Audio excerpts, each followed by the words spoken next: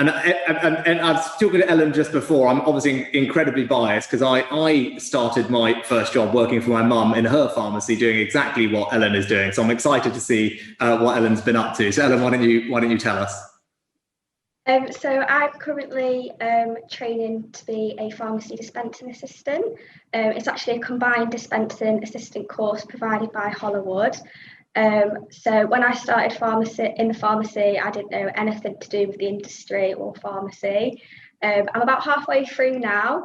I'm still learning, but I'm assisting with dispensing medication. I help screen patients to refer to the pharmacist.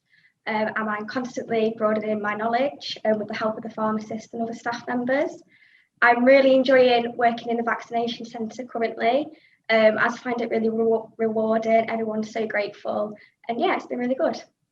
Fantastic, Ellen. And obviously, because pharmacies are open, presumably you're able to work in the actual pharmacy, so you're going in every day. Yeah, I am. Yeah, and it's been very busy, but it's been very satisfying. Yeah, it's been good. Well, I'm full of admiration and excited that you're doing exactly what I did. It's great, and it's incredibly rewarding talking to all patients and helping them. And Raj, for you, I mean, I think Ellen was saying it's not that she came as a ready-made dispensing assistant. Is that? I mean, so hopefully you can take people with a broad range of experience by the sound of it. Absolutely, Chancellor. I think, as Ellen said, she when she started, she knew very little, and we don't expect our Kickstarters to know a lot. So the spectrum is absolutely wide. But all we ask for is be humble and be caring, and that's what patients need. That's what patients require. And we will provide you with the training. So we've got a double qualification. So when Ellen leaves, she will have a qualification in dispensing assistant, and also she'll have a qualification in the medicines counter assistance course, which is provided by the National Pharmacy Association. So, we will guide them, we will get them through to what they need to learn right the way through the week. And therefore, the net is so wide. As long as you are caring and you're willing to work, willing to learn, there's a place. Well, that's fantastic, right? It's broad and available to everyone.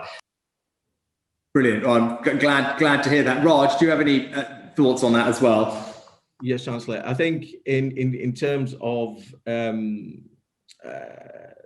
over the last year or so, pharmacy funding has not been as it should, and maybe that's a different conversation at a different time. But I think it's been absolutely pivotal that we have had our Kickstarters in. We've lost nobody. In fact, it's been so busy that we required more staff. And for two reasons. One, that the pharmacy was extremely busy, and the other reason was that we were losing people on isolation, for COVID isolation. So both of those reasons required us to have more staff. But unfortunately, and I'm not trying to teach people to suck eggs here, but there is a finite amount of funding that's available within pharmacy, and therefore we've got to make sure that we're able to meet those bills. And I think this is a fantastic scheme for employers in terms of introducing young, vibrant people like Madeline and Ellen into the business, and hoping that they'll flourish into being employed within our profession, hopefully.